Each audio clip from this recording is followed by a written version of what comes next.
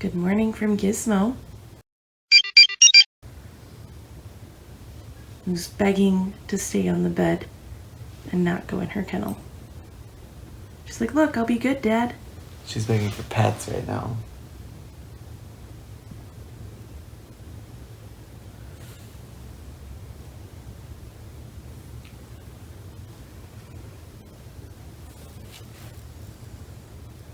Oh.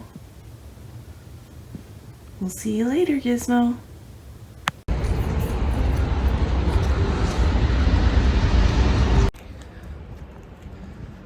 So we made an impulsive decision. You know how last night the last thing I said was, I wanted Mickey Waffles? I think that's what I said. Well, we didn't make a reservation. And then we were gonna go to Cracker Barrel. But this is actually closer to us than Cracker Barrel, real life. But they have this place on lockdown. We didn't bring magic bands because we just started coming to eat. And I had to pull up the reservation on my Disney experience. I mean, they've been making us do that for like months now. Just inconsistently. Yeah, it's just never the same, but I guess I get it. It's still kind of, people are rolling out of bed and heading to the parks, and like, especially if you're local, who are probably the people that are trying to park at the resorts anyway. Yeah. I can't see. I don't know how to get out of this parking lot. Yeah, I can't realize we never said where we were going. Now you can start. We realized we never told you where we were going. We're at the Contemporary, if you couldn't tell by the building, but we're heading to the Wave.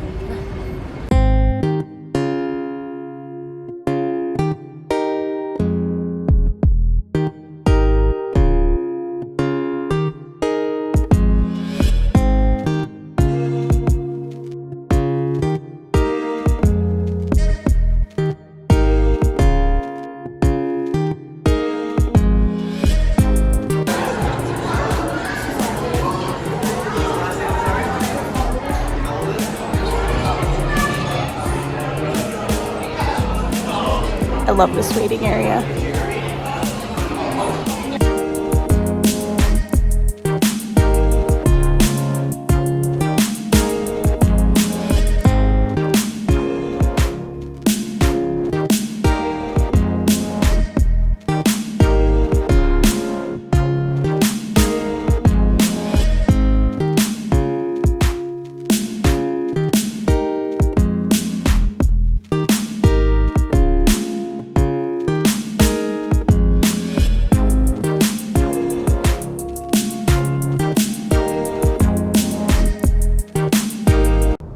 Duncan. Huh? How was breakfast? Really good. I think we're both in this like uncomfortable feeling of fullness. I passed mine while I was waiting for you to slowly eat your food. Slowly eat? I was half done with my omelet by the time you came back from the buffet. He didn't even actually notice. He didn't notice. The Wave was good. Our server was a little slow, but like that's kind of the gamble when it's hard to, how do you describe this? It's hard to know or judge a restaurant at Disney by their service because it really has nothing to do with the restaurant or the managers, since like it's really based on seniority and how long you've worked for the company, whether you've served or not. So it's like you might have an okay server or one that's bad, but like the next time you go, you could get lucky and be put with the person that's worked there forever and is a fantastic server.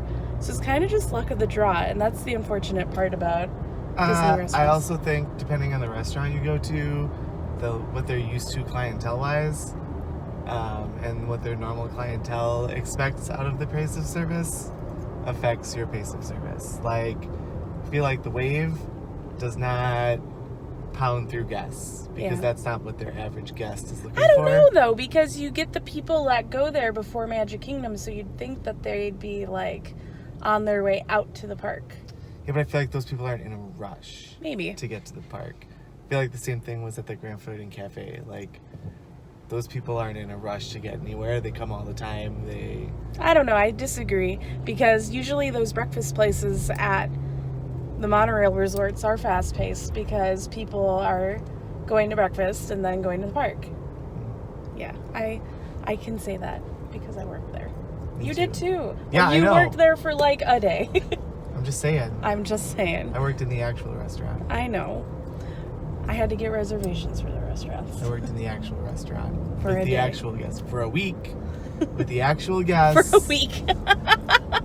With the actual guests who you saw multiple times in a week. Yeah. Well, that's a different kind of guest, though. I mean, you're going to get that at any breakfast place at a resort. There's going to be the people that go every day. But then there's also going to be the people that go because Disney people put the monorail resorts up here. Because, like, I don't feel like Kona is slow. True. And that's the equivalent of Grand Floridian Cafe or the Wave at Polynesian. Maybe. But, because, like, they all have a character breakfast, which that just depends on that is just luck of the character draw, I feel, how fast those go. But, because you wouldn't go there if you wanted to be fast, even though people do go there. There's a lot of cows. So, side note, we drive past this field to get home, usually depending on where we're coming from, and there's these fields and they have cows, but like the one field, like they have to cross the street at some point to get to this like side field. And we've lived here almost 2 years. Don't jinx it. Almost 2 years, and we've never seen these cows cross the road. And that's not a joke.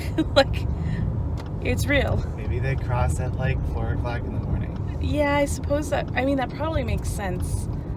The least traffic possible. There's not a cow crossing sign.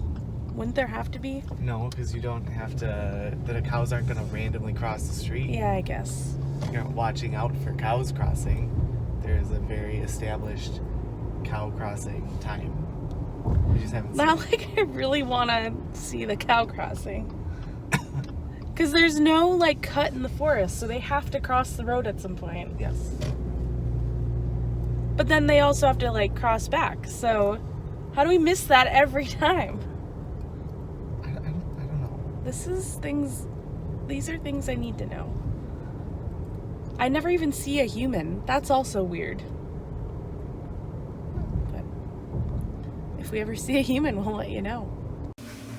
Actually, going out and doing things has really put a crimp in our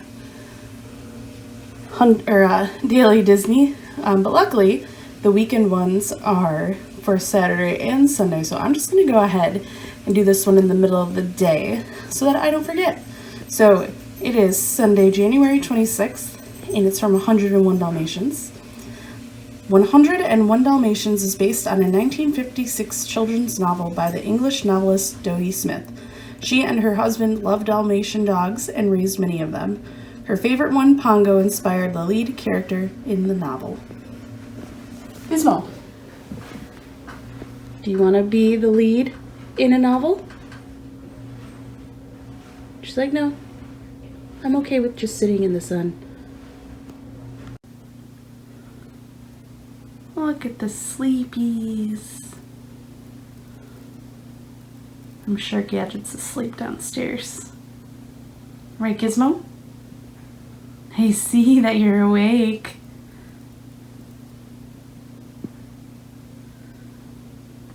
Okay, so I brought Gadget up here because I don't like that she's downstairs by herself when I'm here by myself.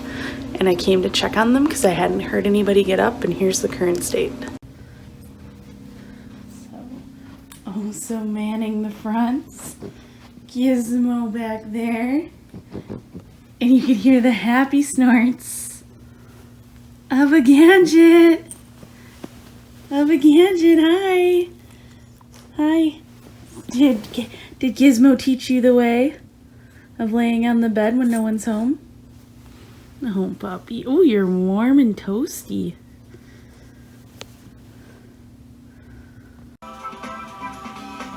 I'm doing yoga. Oso's keeping me company. And yes, I still use my Wii Fit Yoga. It helps me not cheat. Hi. Buddy, what are you doing?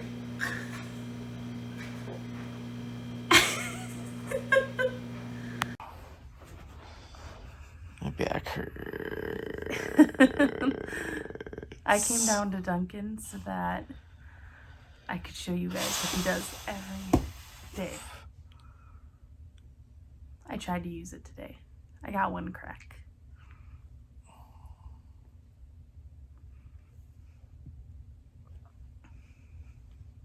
That was it. What have they seen today? The cat? The dogs? We went to the wave. We went God, to this breakfast. day I know, has it's been a long really day. long. Wow. To be fair, that was like 15 hours ago. Was it really? Dang. Well, this week will bring us Festival of the Arts, some surprises, The Bachelor, I don't have a hand motion for The Bachelor. like a rose. Wait, I didn't realize you were doing hand motions. I can't wait to watch this. Yeah, that's all I got. But I finished everything plus my to-do list. Woo! I know, for real. So we'll see you tomorrow. Bye-bye. Thanks for coming to the show! What did he say?